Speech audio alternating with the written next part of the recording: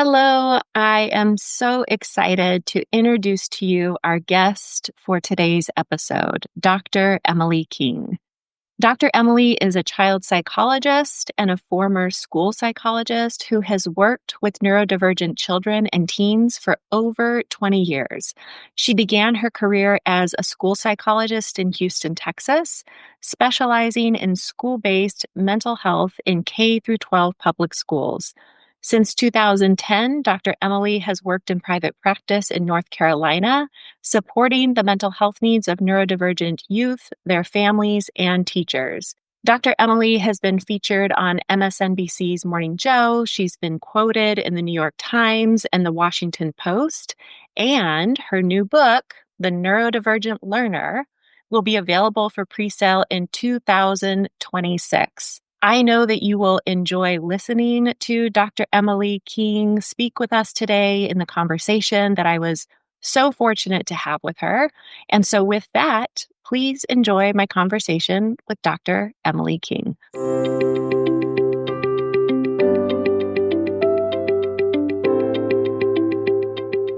Hi there, and welcome to the Brain First Parenting Podcast. I'm your host, Eileen Devine, and I am a therapist, parent coach, and educator who supports parents that are raising children, teens, and young adults with brain-based differences and challenging behavioral symptoms. If you are a parent or caregiver of a child who has intense, confusing, relentless, or sometimes even scary behaviors, you are in the right place, and I am so glad you're here. Let's get started.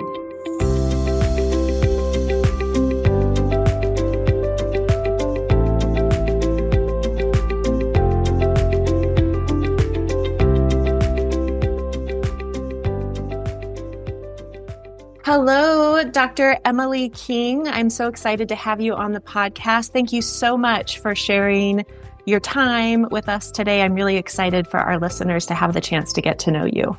Thank you so much for having me. Yeah. So I love to begin just with why you do this work. People, met you in terms of your more formal bio before the episode began, but I know that's only part of the story. I would love to hear how you came to this work, why you decided to focus on this specific group of learners that you advocate so strongly for. Just to hear your thoughts on that. At the heart of my passion is really education. And as you learned from my bio, my background is in school psychology. And then that evolved into working in private practice just so that I could work more in depth with parents and outside providers, and also continuing to consult with teachers of my clients in private practice. And that was after being in the schools for 5 years. So as many of your listeners, I'm sure, know that mental health professionals work in a variety of different environments, schools or clinics or private practice. And I've worked in several, and I always keep coming back to education. So in the last about 5 years after, I'm still in private practice part-time, but after about 15 years in private practice, I really found my way back to educating parents and educating teachers on our neurodivergent kids. And the way that I, landed on my heart being with that population is just that in all of the kids I've worked with over the years, most of them have been neurodivergent, and the school struggles that they have had have often come from a misalignment with how they learn and how traditional school is structured. And then I also, along that journey, became the parent of neurodivergent kids. And my kids now are 6th grade and 12th grade. So I've been along this path a very long time and seen lots of different scenarios come up in all different kinds of schools, school situations, and my clients. My children have been in public school this whole time, but my clients are in a range from homeschool, public school, independent or private schools, charter schools. And so I've seen all the different settings, and I also know that there's so much we have to learn from teachers, but also from parents and ultimately from our kids. So my passion is really merging all of those perspectives that I've gathered over the years. And that's why you'll see, if you look into my work, that sometimes I do workshops for parents, sometimes I do professional development for teachers. And all of that comes out of a need that I felt as a clinician in private practice with talking to children, that we can't rely on them, to solve Yes. all these things. Yes, I can teach them strategies to support their emotional development, to teach them social skills, Yeah. but they leave my office and they go out into their natural environment and they need allies in the Yes. adults around them. So that's what ultimately drives my passion with this work. Yeah. Oh my gosh. I love to hear that. I didn't know all those pieces. So Hmm. it's really wonderful for me to hear that. And I can imagine my listeners who some are professionals, but mostly parents of kids who have neurobehavioral conditions, just having a big sigh of relief Yeah. in knowing that you are out here doing this work and also just, going, yes, yes, yes, because it's so much what they need. One of the reasons why I reached out to you and was so thrilled that you said yes to coming on the podcast is because, as I shared with you before we hit record, I had parents reaching out to me saying, can we talk about school? School is so difficult for a variety of reasons for their kids. And I knew that you were the perfect person to speak to this. So, in your work, you talk a lot about neuro-affirming environments or classrooms or schools. I'm wondering if you can define that for the parents and the professionals listening. What exactly does that mean? Yeah, so neuro-affirming is going to help you think about whatever feels in that word affirming or comfortable or accommodating or basically aligned with your child's nervous system. So the neuro Mhm. of that is going to be all these individual nervous systems. We are each unique in our brains and our sensory systems and the way we learn. And sometimes that feels overwhelming to educators because they feel like, well, I have 25 students. I've got to teach them in 25 ways. And that's Yes. not what I'm saying. So what it Yeah. really comes down to is there really are about 4 or 5 different buckets of ways that we regulate and feel safe and connected. And we know this when we know our kids. Like, if you have a kid that it needs to be quiet around them, or a kid Yes. that they have to connect with talking or joking or humor.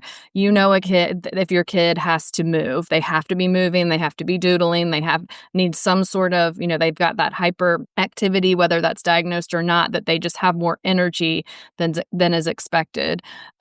We've got kids that have more anxiety in their nervous system and they absolutely need a plan so that they know the structure around what's to be expected.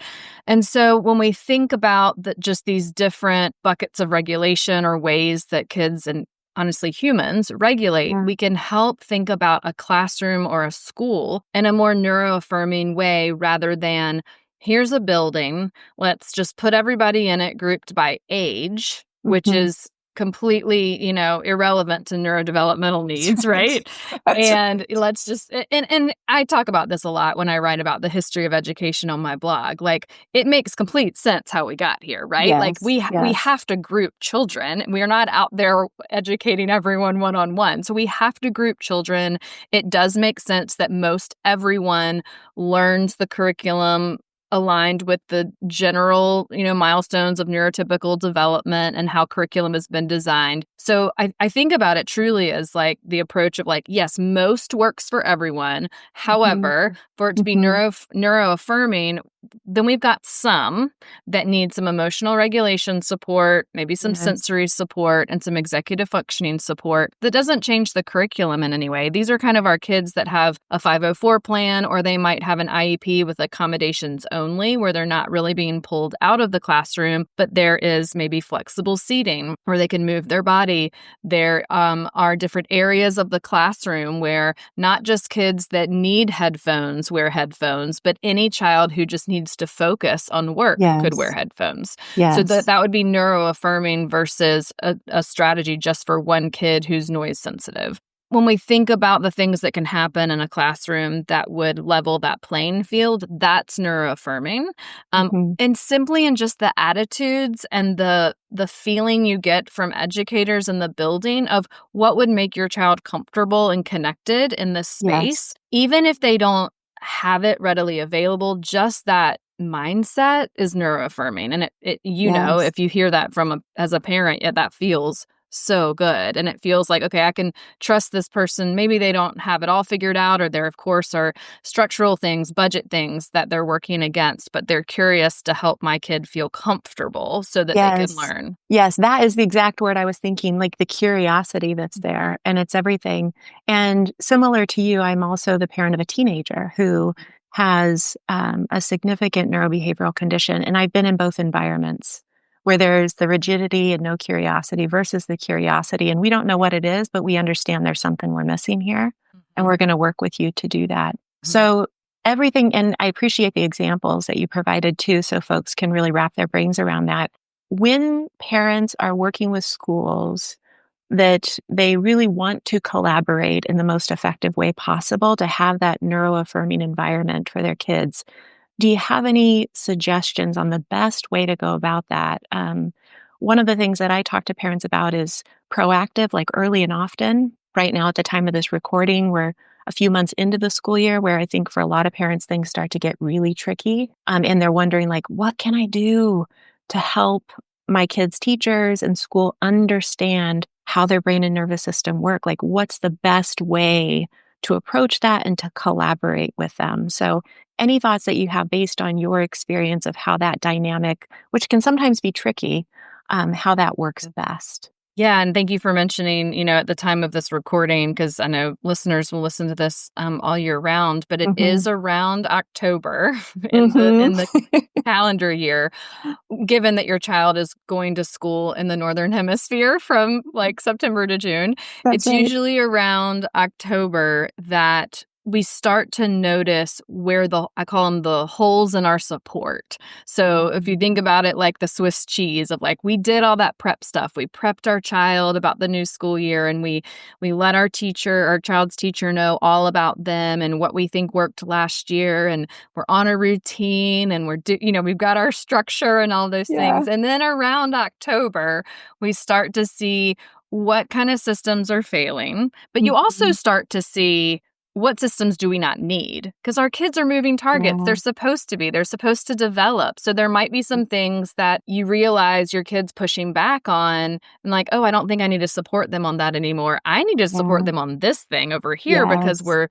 we're losing our items, or we're melting down about shoes, or whatever it is that's happening. So you That's start to right. notice new patterns. So the way this can correlate with communicating with teachers is that teachers are about this time also starting to notice some patterns. It's Right. just that we're noticing different things, perhaps because we're in different environments. Yeah. So we all want the same thing. We want children to be successful, right? Where this gets tricky is because we feel like, and we are the experts in our home, and the teacher is the expert in the classroom. Yes. So we want to think about being the expert in the setting and not the expert on the kid, because where I see the most tensions happen is where parents feel very protective. And yes, you are the expert on your kid. And yes, Mhm. the teacher is the expert on how to teach your kid. Mhm. But what we need to come together on is all want the best for the child,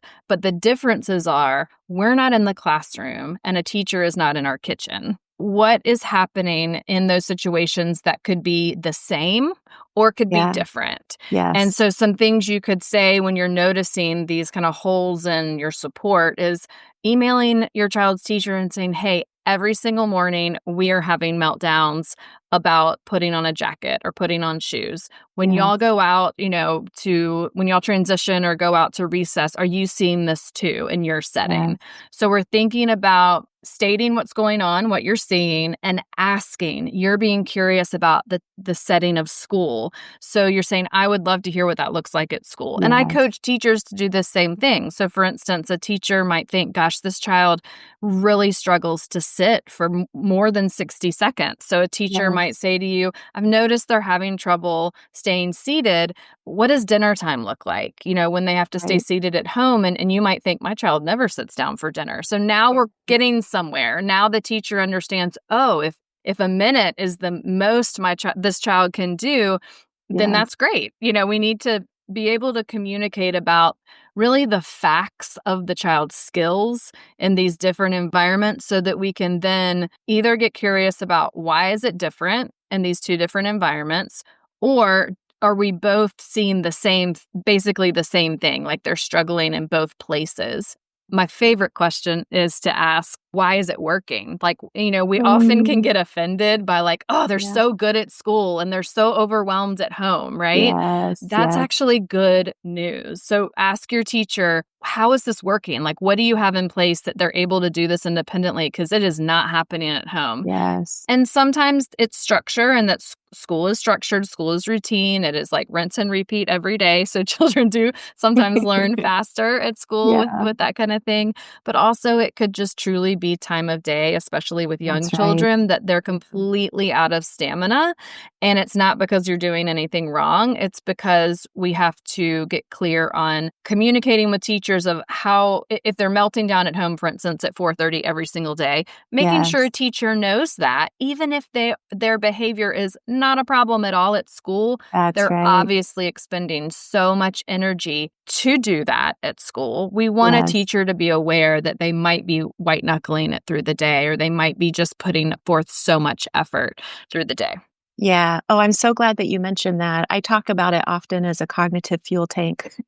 And Yes. school basically takes all of their fuel. And so no wonder they come Mhm. home on empty, and you see that empty fuel tank through those Mhm. behavioral symptoms. So, with that in mind, I have a question for you related to what I feel like is a pretty tricky group of students. Tricky in that their brain based differences, their need for accommodations is not readily apparent all the Mhm. time. Maybe it's the student who does pretty well academically, but behaviorally they're an outlier, right? Mhm. And the misunderstanding that comes around that, how they're seen, targeted as, well, this is just a kid that doesn't behave because they can Mhm. do the academic work. Like, what's the problem, right?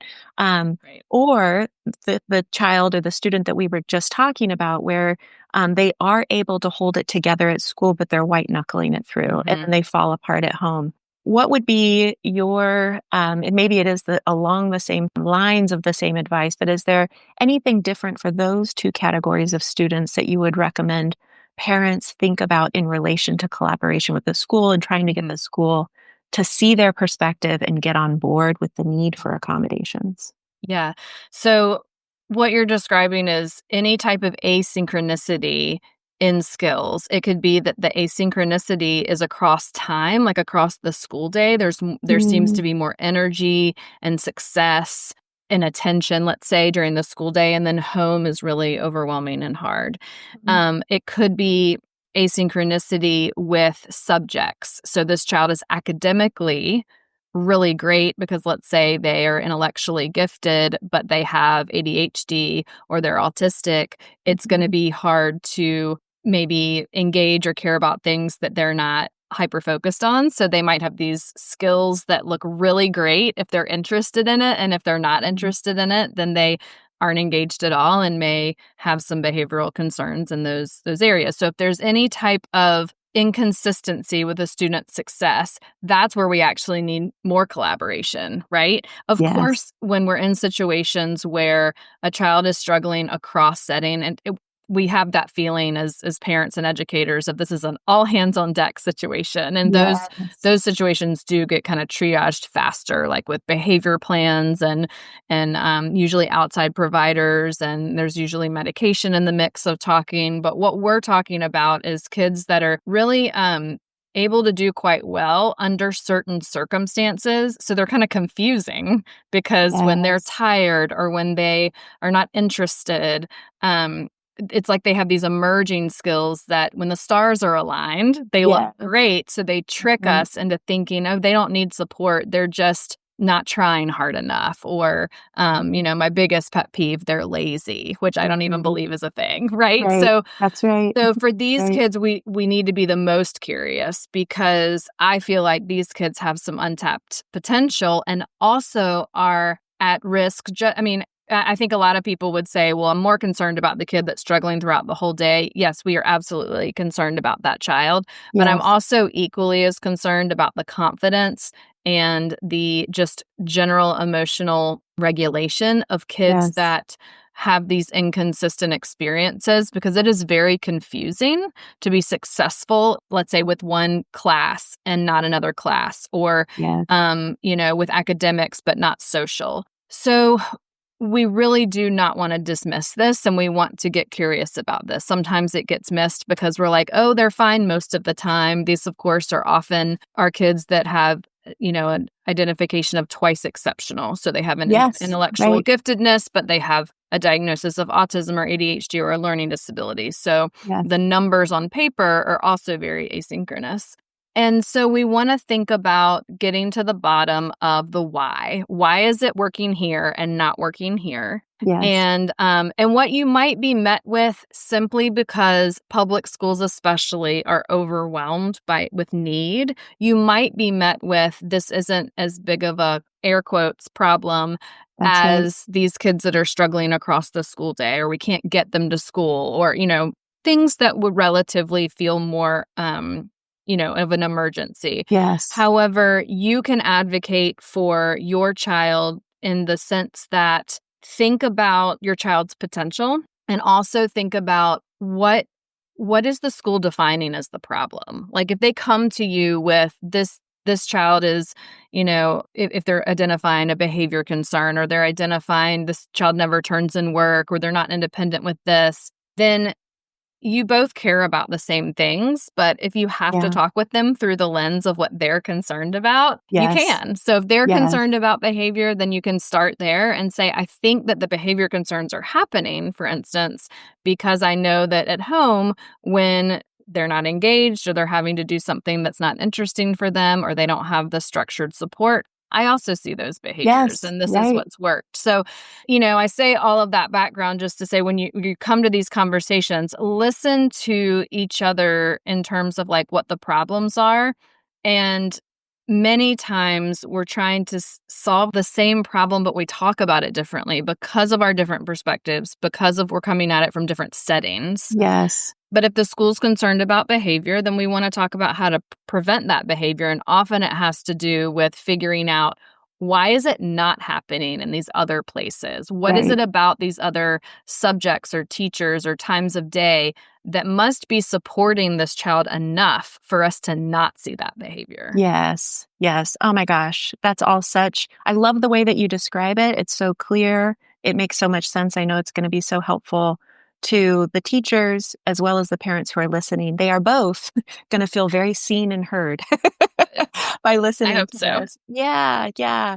So we have been able to cover a lot of ground in a short amount of time. I want people to be able to find you, to find your work, the ways they can connect with you, the ways they can work with you, if what they've heard about your work resonates with them. So anything that you would like to share about that, please, Yeah, please so do. you can just go to my website, learnwithdremily.com, to find links to my Substack and to workshops. So for parents, all of my workshops for parents are digital and online. So once Great, a month, the first Friday of the month, I host a live workshop on Zoom, and you just get on on my Substack email list to get those reminders. And so great, the first Friday of every month, I'll host that, but then it's recorded. But if you come live, you get the Q&A with me, and then the recording is just the teaching part. And then for teachers, when you are on my website, you can go to either the tab for teachers or schools, depending on if you're an administrator or a teacher. And I mhm, often will do professional development in person, but then I also have recorded all of my professional development. So if you're not in my area, all of that information is available on demand too. And then wonderful. the most exciting part, that is my current passion project, is that I'm writing a book called The Neurodivergent Learner. And I'm so excited that I'm just so excited that it's being published, because I feel like Yeah, 5 to 10 years ago, The Neurodivergent Learner wouldn't have gotten enough attention to be published. And now I right, feel like, more educators, more parents are interested in this. So this book is for parents of kids preschool through middle school. okay, My hope is that there will be a second book for high schoolers and young adults, or parenting that age range. And then I also hope that there is going to be a shorter book, because teachers are shorter on time, a shorter book for teachers. But all of that information is just my work, and I would love for you to join me and follow along the journey.